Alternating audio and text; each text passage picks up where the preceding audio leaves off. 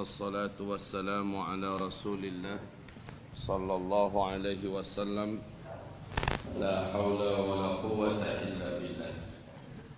اللهم لا سهل إلا ما جعلته سهلا وأنت تجعل الحزن إذا شئت سهلا. اللهم أرنا الحق حقا وارزقنا اتباعه وأرنا الباطل باطلا وارزقنا اجتنابه. عباد الله اسمعوا قول الله عز وجل يا أيها الذين آمنوا اتقوا الله حق تقاته ولا تموتن إلا وأنتم مسلمون. وقال يا أيها الناس اتقوا ربكم الذي خلقكم من نفس واحدة وخلق منها زوجها وبث منهما رجالا كثيرا ونساء واتقوا الله الذي تساءلون به والأرحام إن الله كان عليكم رقيبا. وقال يا أيها الناس يا أيها الذين آمنوا اتقوا الله وقولوا قولا سديدا يصلح لكم أعمالكم ويغفر لكم ذنوبكم ومن يطع الله ورسوله فقد فاز فوزا عظيما. اللهم ارحمنا بالقرآن وصدق الله العظيم. وقال النبي صلى الله عليه وسلم فإن أصدق الحديث كتاب الله وخير الهدي هدي محمد صلى الله عليه وسلم وشر الأمور محدثاتها وكل محدثة بدعة وكل بدعة ضلالة وكل ضلالة في النار. أما بعد Ma'asyiral muslimin, hamba-hamba Allah yang kami muliakan, segala pujian dan seluruh syukur kita tujukan buat Allah Rabb yang kita sembah. Kondisi dan keadaan yang hari ini sedang kita hadapi adalah ujian dari Allah, dan ujian itu tidaklah lebih besar, tidaklah lebih banyak daripada nikmat yang tak terhingga dari Allah kepada kita. Maka kita ucapkan alhamdulillah, bi ni'matihi tatimmus shalihat. Alhamdulillah ala kulli halin. Kemudian salawat dan salam sama-sama kita aturkan, kita sampaikan buat hadirat asyrafil anbiya wal mursalin habibina khataman nabiyyin al-mustafa Muhammadin sallallahu alaihi wasallam. Allahumma salli ala hadzal nabi wa ala alihi wa sahbihi wa man tabi'ahu bi ihsanin ila yaumiddin. Amma ba'du, ma'asyiral muslimin yang kami muliakan, tidak ada nabi pun, tidak ada satu nabi pun yang diutus oleh Allah melainkan mengkhawatirkan kemunculan Dajjal buat umatnya. Maka nabi-nabi dan rasul memperingatkan kepada umat tentang bahaya Dajjal. Ibarat Allah, orang-orang beriman yang suka ngaji dipastikan mereka tahu tentang Dajjal, mendengar kajian tentang Dajjal. Dan Rasulullah sallallahu alaihi wasallam bersabda, seandainya aku hidup dan Dajjal muncul, aku yang akan langsung menghadapinya dalam rangka membela dan melindungi kalian. Tapi ketika Dajjal nanti muncul dan aku sudah tidak ada, setiap kalian harus melindungi dan membela dirinya masing-masing. Rasul sallallahu alaihi wasallam sangat melarang keras umatnya, jangan pernah bertemu, jangan pernah menghadap, jangan pernah berjumpa dengan Dajjal. Sebab dipastikan oleh beliau yang mulia sallallahu alaihi wasallam, siapapun yang dengan sengaja, dengan senang hati, dengan sukarela berjumpa dengan Dajjal, iman yang ada di dadanya akan hilang dan dia akan kafir kepada Allah. Dia pasti akan menjadi pengikut dan penyembah Dajjal. Bahkan Nabi mengatakan nanti akan ada seorang lelaki yang merasa imannya sudah sangat kuat, Dia yakin dia tidak akan terpengaruh dan tidak akan berubah jika ia berjumpa dengan Dajjal. Maka ia pun keluar dari persembunyiannya dan ia berjumpa dengan Dajjal. Hilanglah imannya, saking kuatnya fitnah yang dibawa oleh Dajjal, saking kuatnya makar serta sihir yang dikuasai Dajjal, menyebabkan laki-laki ini hilang imannya kepada Allah, kafirlah ia kepada Allah, sujud menyembah Dajjal. Walaupun Dajjal sudah keluar meninggalkan kotanya, laki-laki ini tetap ia kafir kepada Allah sampai dia mati. Ibarat Allah yang kami muliakan, maka kata Rasulullah, ma baina khalqi Adam ila qiyamis sa'a fitnah akbar minad Dajjal. Sejak Adam diciptakan oleh Allah Subhanahu wa taala sampai hari kiamat terjadi, tidak ada fitnah yang lebih besar bagi umat manusia ini melebihi fitnahnya Dajjal. Hadis sahih riwayat Imam Muslim. Bahkan Rasulullah SAW mengatakan, seluruh fitnah yang pernah ada di muka bumi ini yang Allah datangkan, seandainya disatukan, dikumpulkan semua, lalu diadu tanding dengan fitnahnya Masih Dajjal, seluruh fitnah yang ada di muka bumi ditanding dengan fitnah yang dibawa oleh Dajjal, pasti akan mengalahkan fitnah Al-Masih Ad-Dajjal akan fitnah yang seluruhnya pernah ada di muka bumi ini. Luar biasa beratnya fitnah Masih Ad-Dajjal. Masyiral muslimin yang kami muliakan, malam tadi kami menyampaikan, coba bayangkan oleh Bapak Ibu semua, kekuatan yang dimiliki oleh Dajjal ini bukan kekuatan sembarangan, Pak. Bersatunya seluruh kekuatan setan bangsa jin dengan setan bangsa manusia di belakang Dajjal, maka menjadikan Dajjal itu memang layak jika ia berani mengklaim dirinya adalah Rabbul Alamin. Kekuatan yang dimiliki oleh setan bangsa jin, David Copperfield pengikutnya paling hanya dari bangsa jin ya 20 ribuan orang, 20 ribuan jin. Sudah begitu menakjubkan apa yang bisa dibuatnya.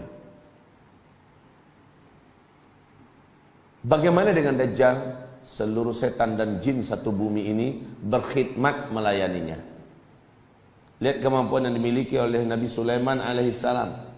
Tanpa rela, tidak suka, seluruh jin dan syaitan dikuasai oleh Nabi Sulaiman. Mereka tak rela, mereka tak suka, tapi mereka harus tunduk kepada apa yang diinginkan oleh Sulaiman.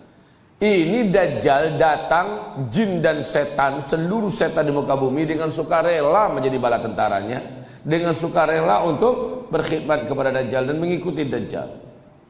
Iblis laknatullah alaih mengerahkan seluruh kekuatannya yang ada di alam gaib sana untuk menguatkan makar dan fitnah Dajjal. Maka dengan ini kaum muslimin, wajar dan pantaslah Nabi mengatakan, jangan pernah kalian keluar dari persembunyian untuk berjumpa dengan Dajjal. Dajjal akan sampai ke seluruh kota-kota besar di muka bumi ini.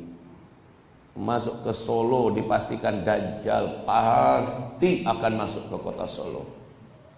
Saat kamu mendengar bahwa dia datang ke kotamu, kata Rasulullah, lari dan bersembunyilah ke dalam rumah-rumah kamu. Jadikanlah wanita-wanitamu yang ada, mulai dari emak-emak, istri, anak-anak gadis kita, saudari-saudari perempuan kita, semua wanita yang ada, sudah pastikan mereka di dalam rumah pada hari itu. Ikatlah mereka, kakinya, tangannya, dan ikatan itu tambatkan di tiang-tiang rumah kalian. Tutup pintu rumah rapat-rapat, tutup jendelanya kuat-kuat, dan bacakan di dalam rumah kalian surat Al-Kahfi. Ini yang diperintahkan Rasulullah SAW. Sebab saat Dajjal keluar nanti dan memasuki kota-kota dan negeri, rata-rata penduduk kota-kota dan negeri yang dimasukinya itu akan beriman kepadanya. Dan mereka tidak akan pernah lagi masuk kembali taubat untuk menjadi seorang muslim-muslimah kembali. Sampai mati dia akan kafir kepada Allah. Padahal dia hanya mampir sebentar. Inilah makanya digelar dengan Al-Masih Ad-Dajjal. Apa arti Al-Masih? Ada dua Al-Masih itu ya. Ada Al-Masih Ad-Dajjal, ada Al-Masih Isa alaihissalam. Yang satu adalah Al-Masih palsu, yang satu adalah Al-Masih yang sesungguhnya. Al-Masih palsu adalah Dajjal. Dialah yang diberi oleh Allah kemampuan untuk menghapus Al-Masih itu artinya adalah menghapus iman yang ada dalam dada orang-orang yang beriman. Dajjal itu tidak menginginkan harta kita. Dia tidak mentargetkan tanah air kita. Dia tidak menginginkan nyawa kita. Fitnah Dajjal itu adalah puncak daripada fitnah Ad-Duhaima.